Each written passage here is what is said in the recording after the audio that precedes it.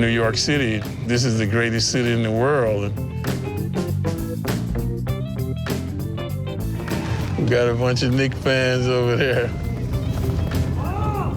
Every day, man. For 37 years, it's still like this. It's a blessing for sure. East side, west side. No matter where I go, people know who I am. It's a New York thing. City is the energizer, man.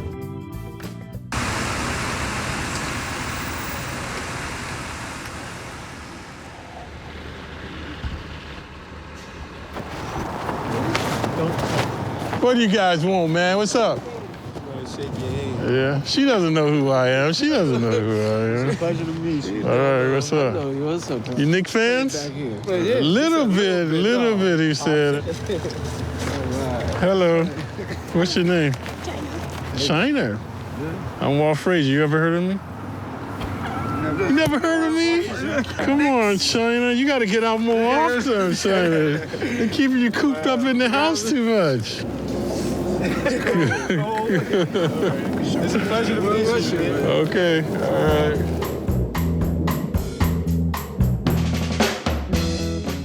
Growing up, I was very quiet and shy. My whole life was sports. Sun up to sundown, I was down on the playground playing. When I went to college, it was the same thing. I was never a big party guy in college. You know, I had no money, so I wasn't a good dresser or any of that. No flamboyance. So how I evolved into this guy, Clyde, was, I don't even know myself, man. It just happened. I guess it's fate, man. I believe in fate. I believe in destiny. And I think that's why I ended up in New York City.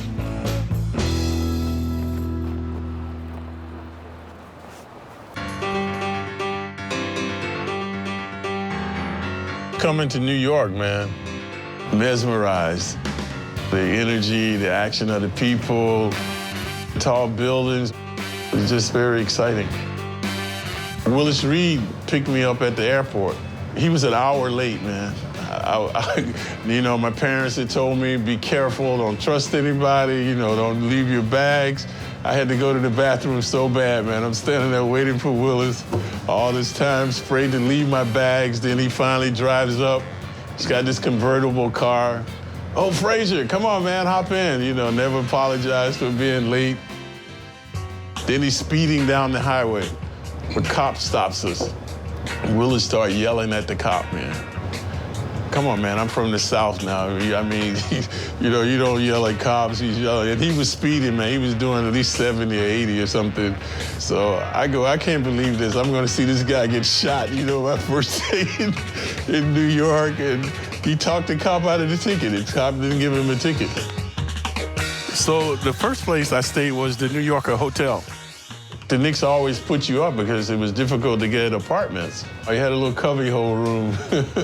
When you're a rookie, nobody knows you, so they put me in a room where I could literally lie in bed and open the door, turn on the TV.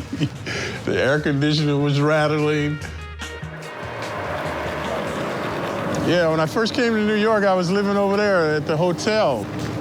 We only had to pay incidentals, so I stayed there a couple of years.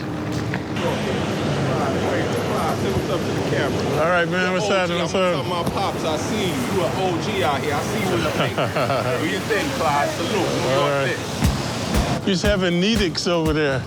We used to run over there and get the hot dogs. Chock full of nuts was right there on the corner. They had a good restaurant right there. So here, all the fans would be here. They knew all the players used to live here. Yeah, so they all be lined up in the lobby, wanting your autograph, take pictures. In those days, a lot of the fighters stayed here, Joe Frazier, any event that they had at the Garden, this is where the people used to stay. So my first room in here, I told you I had a little cubbyhole. You know, like Walt Bellamy was one of the stars, so he had like a big suite. Yeah, so your room depended on your status on the team. My next year, I started to move up. They started moving me around. I actually had a hard time adjusting to New York. My family was intimidated because, they heard all this negative stuff about New York City, and they're telling me, don't go out, don't do this, be careful. Because now I come here, you're literally on your own. I didn't like New York because they know where to go. The people seemed too cold. Trying to get somewhere was too daunting. Traffic, people everywhere, I wasn't used to that. Coming from Atlanta, Georgia, then Southern Illinois, it's just overwhelming. So I was lost. I didn't know what to do. See, I had no friends. That was my problem. I wasn't friendly with any of the players. So I would just ask them, hey, man, where should I go? They said 42nd Street. It had all the movie theaters there. You can see all the first-rate movies for like 25 cents. So I used to just walk in Times Square and watch the people walk back and forth. I didn't know the negativity of 42nd Street, Red light crime, rats running around in the theater and all kind of stuff, man. So then the guys told me, man, don't go down there.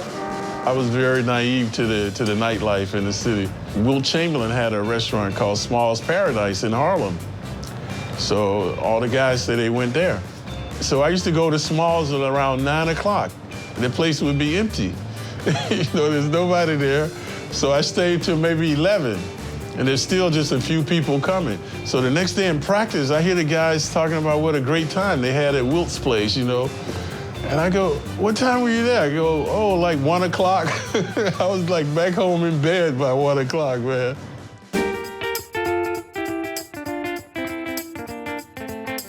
I had a car, I had money, I didn't know where to go.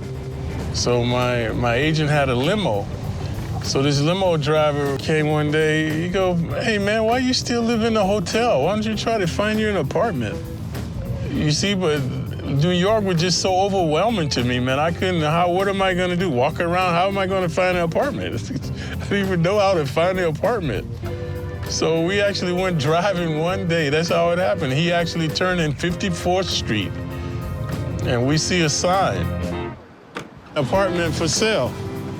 And I went in and asked him, let me see the apartment, and it ended up being my first apartment. So this was where I had the 2 parking spaces for my Rolls Royce. Down in there, this was, then it wasn't public parking, it was just parking for the apartment. So this is the apartment building. I had the penthouse up on the top. 2 bedroom, 2 baths. My decor was black.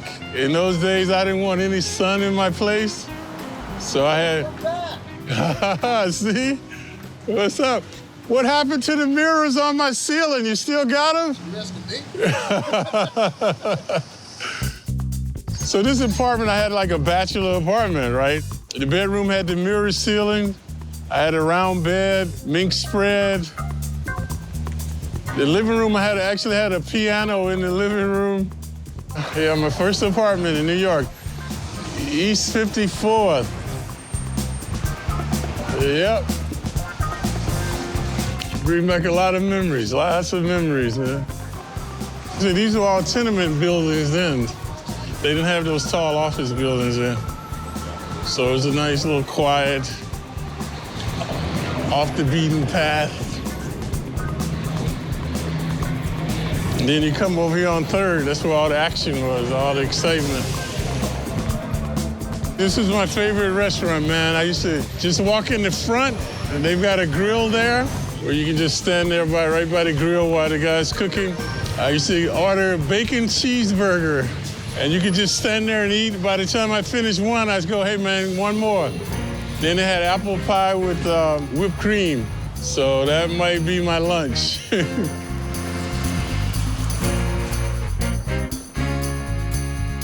And once I learned the nuances of the city and how to get around, how to alleviate the traffic and do things on my own terms, that's when I started to fall in love with New York. Hey, man, you can't beat it. It's just a fun city, man. People like to have fun. I used to ask myself, who works, man? Does anyone work around here? Because every party you go to, people are hanging out till 3 or 4 in the morning. Like, No one seemed to be concerned about going to work. When I was partying, I used to start on the east side.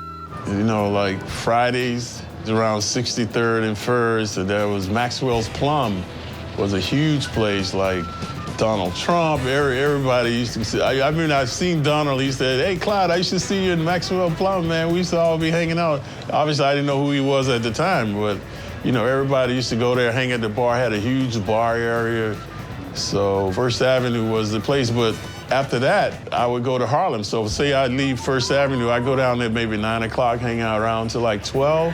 And then after that, I go to Harlem and stay like till 4 a.m. So by the time you get to Wilt Chamberlain's place, the cars are triple parked, man, outside. There's so many people packed in there. You know, James Brown, all type of entertainers.